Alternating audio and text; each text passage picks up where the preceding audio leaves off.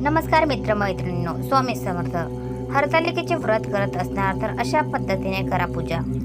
आषाढ अमावस्येपासून पत्री पूजेला सुरुवात होते. हरतालिका पूजा सुद्धा एक प्रकारची पत्री पूजाच आहे. दरवर्षी हरतालिकेची तिथी तीच असते, फक्त तारखेमध्ये तेवढा बदल होत असतो. सुरुवातीला आपण पूजा मांडणीसाठी काय काय साहित्य लागते ते पाहून घेऊया. तुम्हाला शिवलिंग पाटावर किंवा चौरंगावर मांडायचा असेल तर त्यानुसार पाट किंवा चौरंग घ्या. त्याच्यानंतर शिवलिंग समजा तुम्हाला ताटामध्ये किंवा परातीमध्ये बनवायचा असेल तर त्यानुसार भांड्यांची निवड करा. काडीपेटी लागेल, त्याचबरोबर तेलाचा किंवा तुपाचा दिवा, कापसाची 2 वस्त्र, हळदी कुंकू लावलेली आणि एक कापसाचे वस्त्र संपूर्ण पांढरं जे शिवलिंगासाठी लागणार आहे. कापसाचे पूर्णपणे पांढरं वस्त्र तुमच्याकडे नसेल तर पांढरा कच्चा धागा ही तुम्ही घेऊ शकतात. कापूर घ्यायचा आहे. या पूजेमध्ये पानांना महत्त्व आहे, तर 16 प्रकारच्या 16 पत्री किंवा 21 प्रकारच्या 21 पत्री या पूजेमध्ये वापरल्या जातात.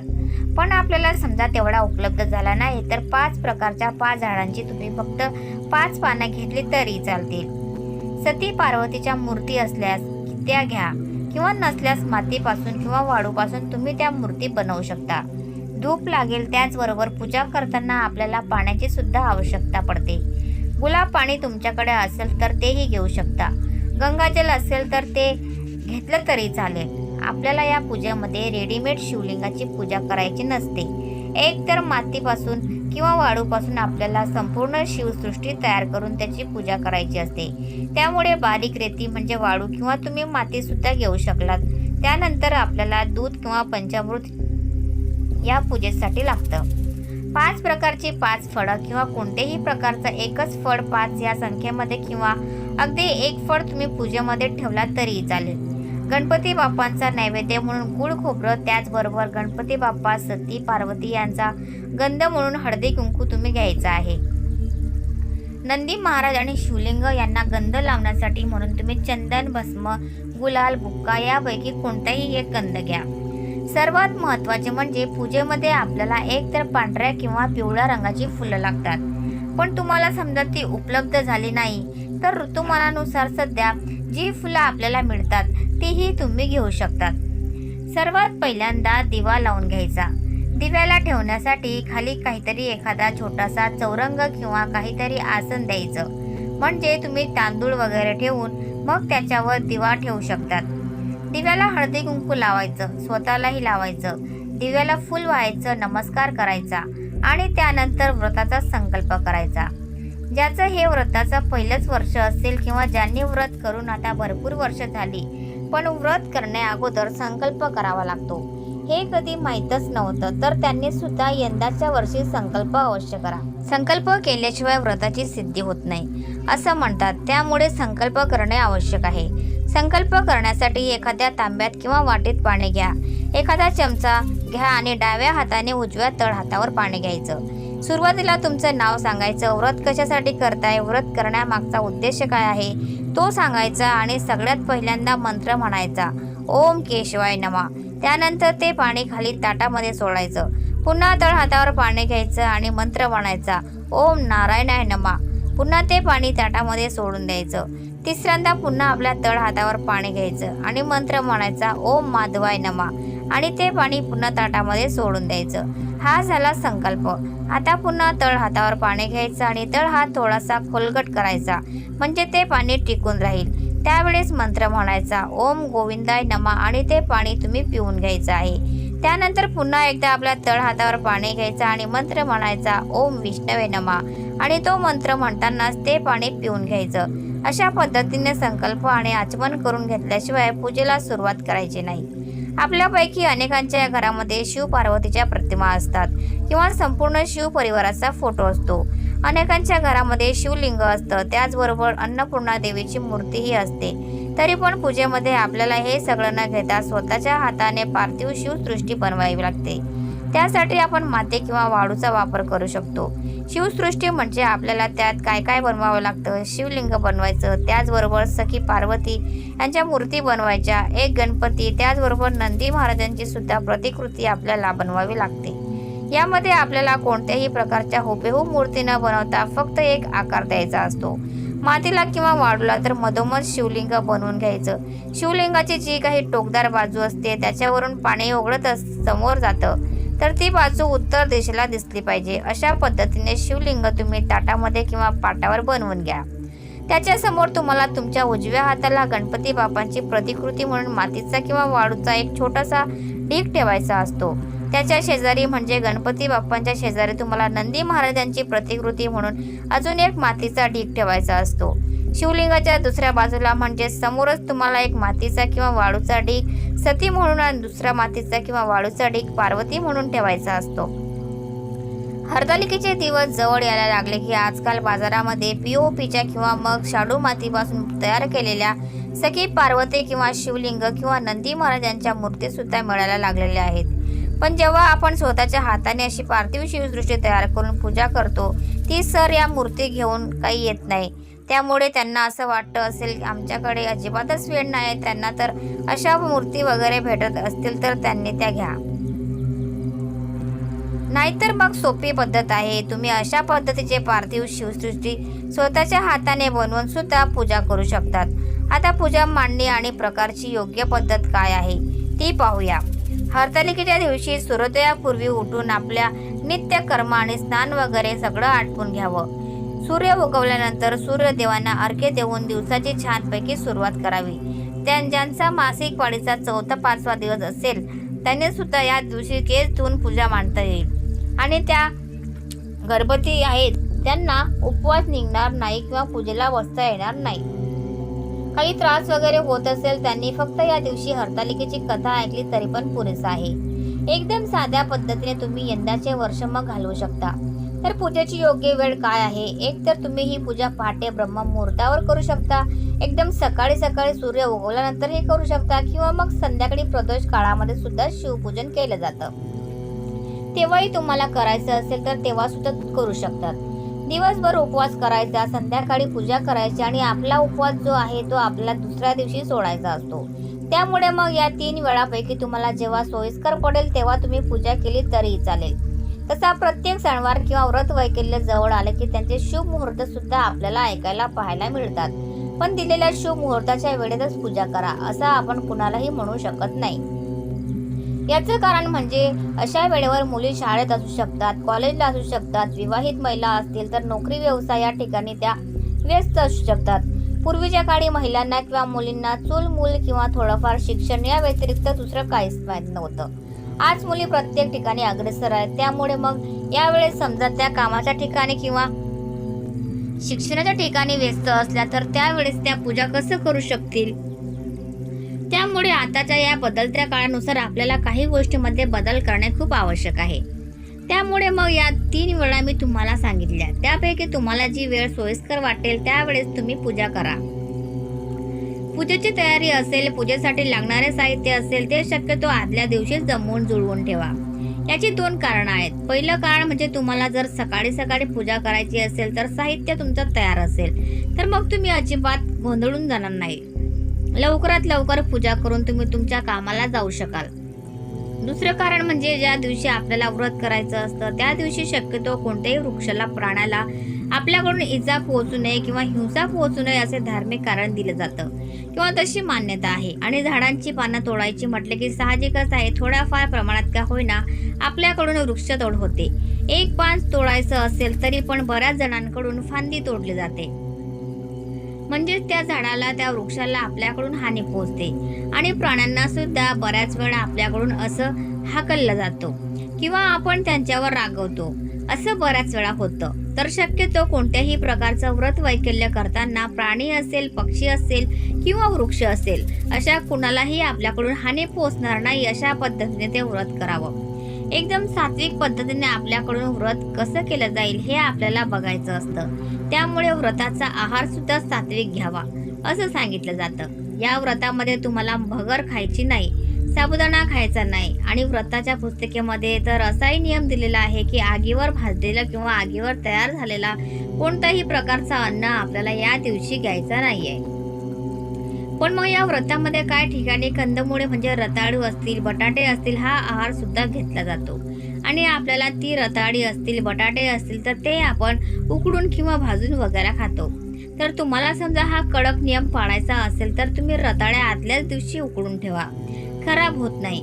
आता सध्या पावसाळ्याचे दिवस चालू आहे. आता थोडाफार बदल आपण सध्याच्या काळानुसार करायचा ठरला तर मग तुम्ही त्याही दिवशी ते रताळे उकडले, भाजले आणि खाल्ले तरी पण काही हरकत नाही. बाकी फळं असतील तर मग आपण ती त्याच दिवशी खाऊ शकतो. म्हणजे त्यांचं तर मग काही नियम आहे तर बघा. यापैकी तुम्हाला जसं पाळणं शक्य होईल तसं तुम्ही करा. बाकी व्रताबद्दल कोणत्याही प्रकारची भीती कोणीही बाळगू नये, कारण पूर्वीचा काळ आणि आताचा काळ यामध्ये खूप जास्त बदल आहे. त्यामुळे काळानुसार आपण थोडाफार बदल करू शकतो.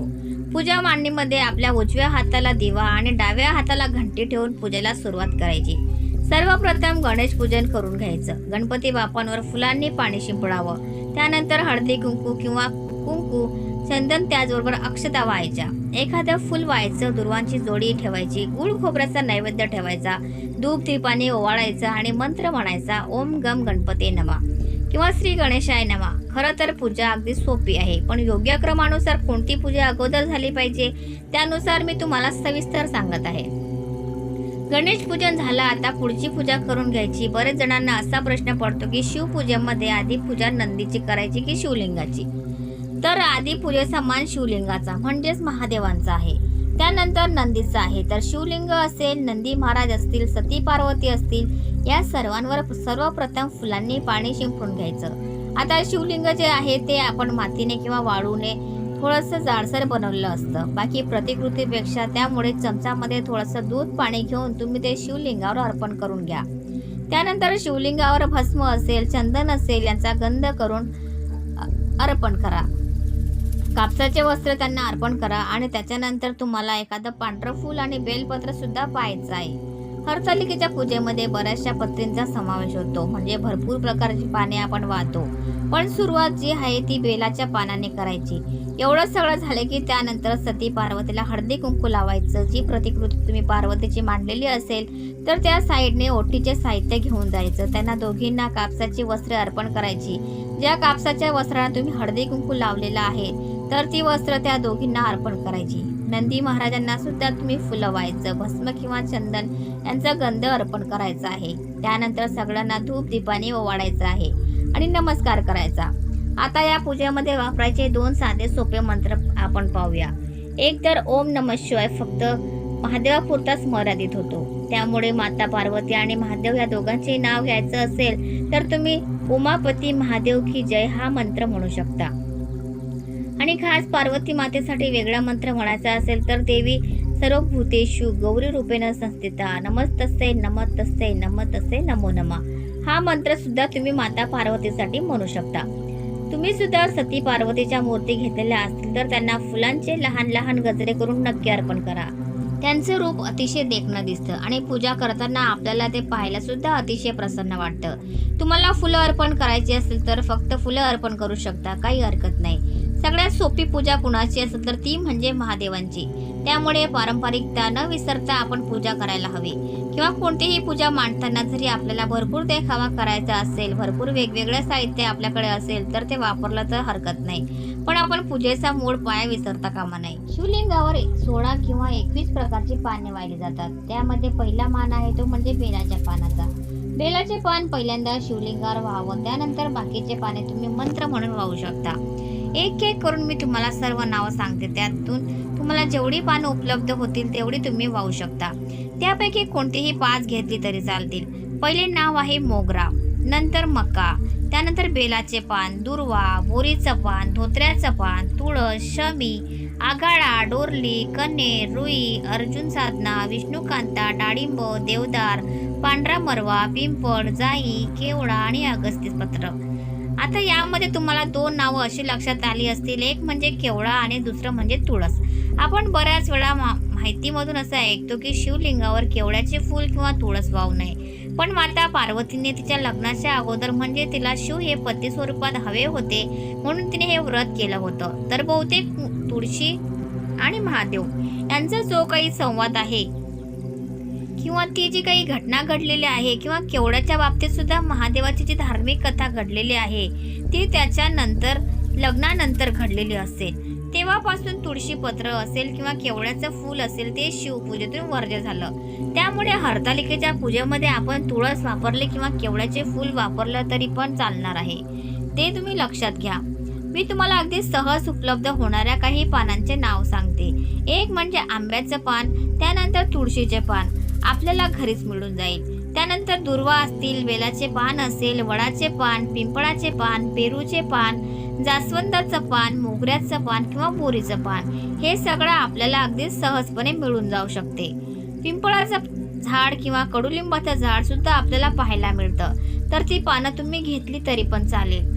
अगदीच यातली काही उपलब्ध झाली नाही तर 2-3 फळझाडांची किंवा 2-3 फुलझाडांची पानं तुम्ही घ्यायची आणि ती महादेवांचा मंत्र म्हणत शिवलिंगावर वाहून द्यायची.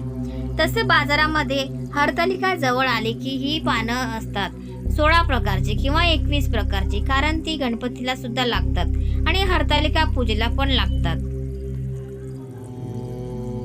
त्यामुळे डायरेक्ट एकत्रित बांधलेली सुद्धा ती मिळतात. त्यामुळे शहरी भागात त्यांना डायरेक्ट पानं उपलब्ध होत नाही. त्यांनी विकत जरी घेतली तरी चालेल आणि शिवलिंगावर राहिली तरी पण चालेल. दूध साखरेचा, पंचामृताचा किंवा फळांचा नैवेद्य तुम्ही दाखवू शकता. नैवेद्याच्या कडेने पाणी फिरवायचं, त्यानंतर नैवेद्यामध्ये पाणी ठेवायला सुद्धा अजिबात विसरायचं नाही. तर आपण पूजेमध्ये शिवलिंगावर जी पानं वाहिली तीच सर्व पानं आपण एकत्रित बांधून घ्यायची आणि पूजेमध्ये कलशामध्ये ती ठेवली तरी सुद्धा चालते. व्रतवैकल्य पुस्तकामध्ये या पूजेची मांडणी मंडपाप्रमाणे सुद्धा करू शकतो असे सांगितले आहे. त्यामुळे तुम्हाला जसे शक्य होईल तसे तुम्ही या पूजेची मांडणी करू शकता. म्हणजे जिथे आपण पाट किंवा चौरंग ठेवतो ना, तर त्याच्या चारही बाजूने आपण एक केळीचे किंवा कर्दळीचे खांब लावू शकतो आणि त्या मंडपाखालीच पूजा मांडू शकतो. चौरंगाच्या किंवा पाटाच्या कडेने आंब्याचं आपण तोरणही लावू शकतो किंवा वेगवेगळ्या पानांचे सुद्धा तोरण लावू शकतो. ज्यांना अजिबातच हे सगळं करायला वेळ भेटणार नाही त्यांनी नेहमीप्रमाणे आपली साधी सोपी पाटावर पूजा मांडली तरी पण चालेल. हरतालिकेचे व्रत आपण करतोय त्यामुळे हरतालिकेची कथा ऐकायला अजिबात विसरू नका. कोणतंही व्रत करत असताना कथा वाचल्याशिवाय किंवा ऐकल्याशिवाय ते व्रत पूर्ण होत नाही. ते अपूर्ण समजलं जातं आणि कथा ऐकल्यामुळे दुसरा फायदा हा होतो, आपल्याला ते व्रत कसं करावं, त्याचं महत्त्व काय आहे किंवा महती काय आहे ती चांगल्या पद्धतीने समजते. त्यामुळे कथा वाचणं किंवा ऐकणं अनिवार्य आहे. बऱ्याच जणी ही पूजा एकत्रित येऊन म्हणजे मिळून अशी करतात. खूप जास्त महिला एकत्रित येतात आणि मग एकत्रितच ती पूजा मांडतात. तुम्हाला कसं करायचं असेल तर तसंही करा. मग त्यापैकी एखादी महिला जर कथा वाचत असेल तर बाकीच्यांनी ऐकण्याचं काम करा. पूजा झाल्यानंतर तुम्ही एकमेकींची ओटीही भरू शकता, उखाणे घेऊ शकता. त्याचबरोबर काही ठिकाणी तर अशी पद्धत आहे, आपण जे काही वाळू शिवलिंग किंवा इतर गोष्टी बनवण्यासाठी घेतो तर मग एका महिलेने ती वाळू हातात घ्यायची, बाकीच्या सर्व महिलांनी तिच्या हाताला हात लावायचा आणि खाली एक पाण्याचं भांडं ठेवायचं. मग तिने ती वाळू घेतलेला हात आहे तो पाण्यात बुडवायचा. पुन्हा ती वाळू वर काढायची. ओम नमः शिवाय किंवा महादेवांच्या संबंधित काहीतरी मंत्र किंवा काहीतरी गाणं वगैरे म्हणायचं आणि ती वाळू स्वच्छ धुतल्यानंतर मग पुढची सगळी पूजा मांडायची. महाराष्ट्रातल्या काही भागांमध्ये ही पूजा गौर स्वरूपामध्ये सुद्धा पूजली जाते. यामध्ये हरतालिका येण्याच्या 4-5 दिवस किंवा 7-8 दिवस अगोदर मातीमध्ये काही धान्य पेरून ते धान्य उगवल्यानंतर तीच गौर आहे किंवा तीच माता गौरी आणि तिची सखी आहे असं समजून पूजेमध्ये ती ठेवली जाते. मग त्यांना त्या सगळ्या गोष्टी अर्पण केल्या जातात. शिवलिंग सुद्धा पूजेमध्ये तयार केलं जातं मातीचं किंवा वाळूचं आणि मग ही हरतालिकेची पूजा बाकी सगळी सारखी असते किंवा प्रत्येक भागानुसार पद्धत थोडीफार बदललेली असते. ही पूजा तुम्हाला दुसऱ्या दिवशी सकाळी काढायची असते. मातीचा किंवा वाळूचा शिवलिंग असेल तर पुन्हा एकदा पूजा करायची. दही भाताचा किंवा तुम्ही जो काही स्वयंपाक केलेला असेल तो नैवेद्य दाखवायचा. पाने वगैरे सगळी साईडला काढून घ्यायची, फुले काढून घ्यायची. त्यानंतर त्या शिवलिंगाच्या मातीच्या कडेने तुम्ही थोडंसं पाणी हळूहळू करून ओतायचं. मग ती माती मिश्रित किंवा वाळू मिश्रित जे काही पाणी आहे ते तुम्ही एखाद्या झाडाला घालू शकतात. याचा अर्थ काय होतो, निसर्गाकडून घेतलेला आपण पुन्हा निसर्गालाच परत करावं आणि निसर्गसुद्धा त्याने दिलेल्या सर्व गोष्टी पुन्हा स्वीकारायलाच नेहमीच तयार असतो. त्यामुळे अशा पद्धतीने या पूजेचं विसर्जन करायचं. विसर्जन करत असताना काही तुमच्याकडून चूक झाली असेल तर त्याच्यासाठी तुम्ही क्षमा याचना सुद्धा करू शकता. संपूर्ण दिवसभर आणि रात्रभर उपवास केल्यामुळे आपल्याला पित्ताचा त्रास वाढलेला असतो, त्यामुळे हलक्या आहाराने तुम्ही तुमच्या दिवसाची सुरुवात करू शकता. उपवास सोडताना शक्यतो जास्त तेलकट, मसालेदार किंवा आंबट पदार्थ न खाता तुम्ही साधा सात्विक आहार घेऊ शकता. दही भात खाऊन तुम्हाला उपवास सोडायचा असेल तर तुमच्या पोटाला नक्की शांतता मिळेल. फक्त जास्त आंबट दही त्या भातामध्ये मिक्स न करता तुम्ही तो दही भात खाऊ शकता. अशा पद्धतीने हा उपवास सोडला जातो. तर मित्रांनो, तुम्हाला हा व्हिडिओ कसा वाटला प्लीज कॉमेंटमध्ये नक्की सांगा. आणि व्हिडिओ जर आवडला असेल तर व्हिडिओला लाईक करा, शेअर करा आणि चॅनलला सबस्क्राईब करायला विसरू नका. धन्यवाद. Thanks for watching.